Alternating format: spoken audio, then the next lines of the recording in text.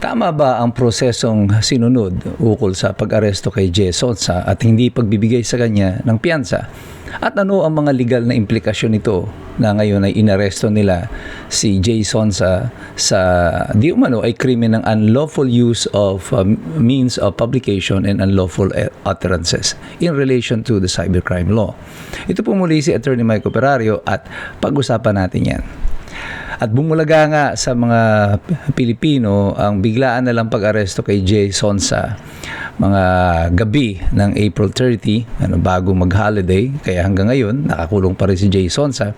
Hindi dahil sa hindi siya makapagpiyansa dahil May 1, hindi yun mismong warrant of arrest says that it is not bailable.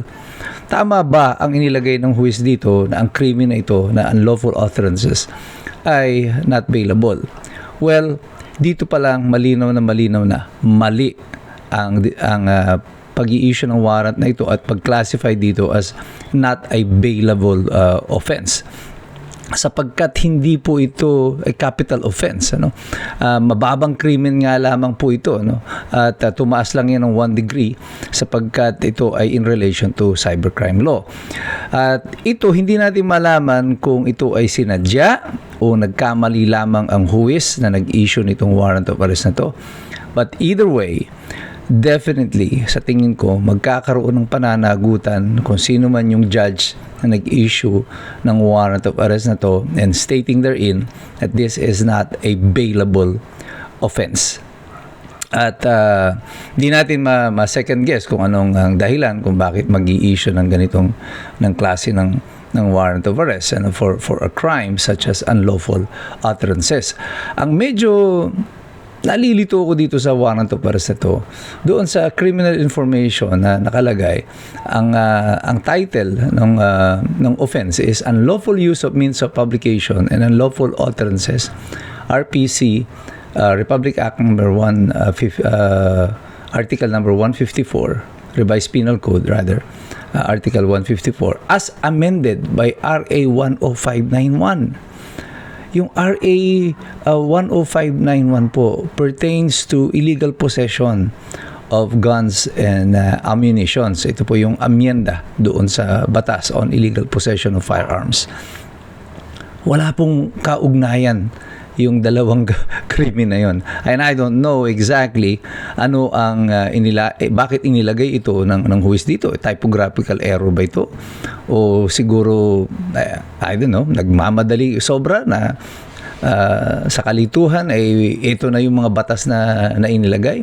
Maari pa yung RA 10175, yung cybercrime law, po pwedeng idikit doon. Pero yung illegal possession, parang napakalayo naman yata. Is it another typographical error on the part of the court? Pwede bang ituro ng huwis na yung staff ko kasi gumawa yan? Well, unfortunately not. Kasi bugamat yung nagtatype niyan, maybe the staff of the court, it is the judge who signs it. So, kung ikaw pumirma ng ganitong klase ng warrant and alam mo naman na supposedly, alam mo yan, that this is not one of those classified by law as not bailable offenses. May piyansa yan. Karapatan ito ng mamamayan. However, nailagay na sa alanganin si Jay Sonsa nang siya ay inaresto nung wala ng korte at pagkatapos ay holiday pa.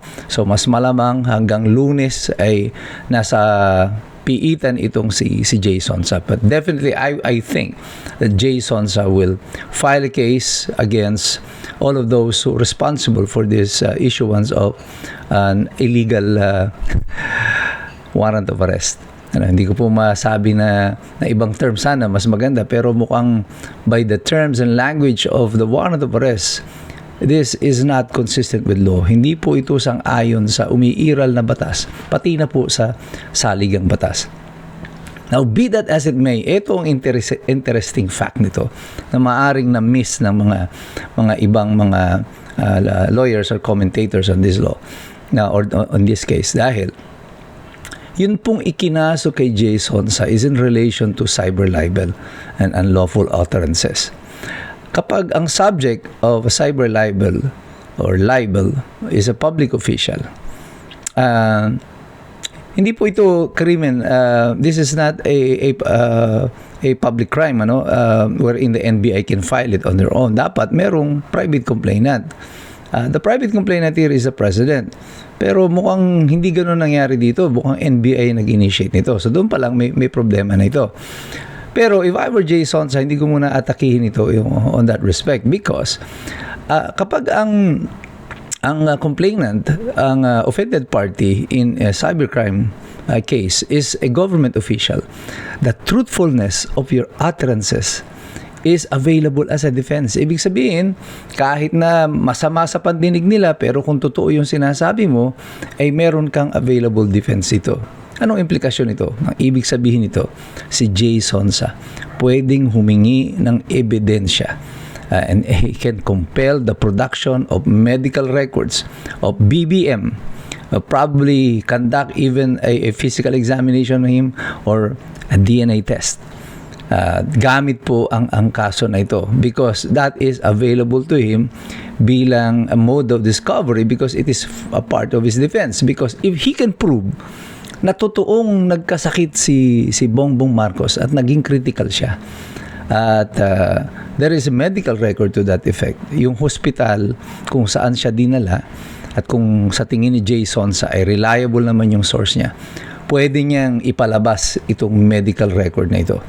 At hindi pa yan, if in relation to this, at may duda siya kung ang ite-testing or sasagawan ng medical testing is really BBM, he can also require that a DNA test be conducted on the person who says that he is the president. Kung sasabihin niya, ako si Bongbong Marcos, well, dapat kasama yan sa mapapatunayan.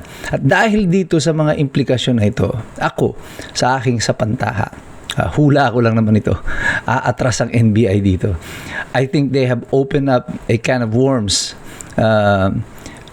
against them, kesa sa makabubuti sa kanila. Sa tingin nila, akala nila parang ito, mahaharas natin itong si Jay Sonsa. But I think what they did was that they just opened the door of opportunity para mabuksan ng usapin kung tunay ngang nagkasakit si Bongbong Marcos, at kung tunay ngang siya pa ang humaharap na ito na Bongbong Marcos sa telebisyon at sa publiko. Now, this is very interesting, and I hope that Jay Sonsa's legal team can also take this into consideration at mailabas talaga ang katotohanan tungkol dito. Ang mahalaga dyan ay yung mga tao, kagaya nyo, kagaya ko, patuloy tayong nakikialam, nakikilahok sa ganitong mga diskurso. Kasi nung panahon po ni Marcos ay ginawa rin yung mga ganito na pinakukulong yung mga nasa media, yung mga kalaban na politikal, pero non officially may martial law. Ngayon parang walang martial law, pero ginagamit lahat ng instrumento ng pamahalaan to harass the people. Nung panahon ni Marcos, mayroon nung PCINP, yung Philippine Constabulary, ito yung ginagamit nung taga-aresto ng mga supposed dissidents, sa mga kumukontra kay Marcos. Ngayon, malungkot nito, parang NBI ang nag-a-assume ng role na ito. But, ang mahalaga niyan, kayong lahat you are well informed ng inyong mga karapatan at kung ano ang nagaganap sa ating bayan sa kasalukuyan. Kaya tayong lahat ng mga iskombro, tayo magmasid, makilahok, mag-aral. Sapagkat mahirap makialam ang taong walang alam. So God bless you, God bless us all. Mabuhay ang Republika ng Pilipinas.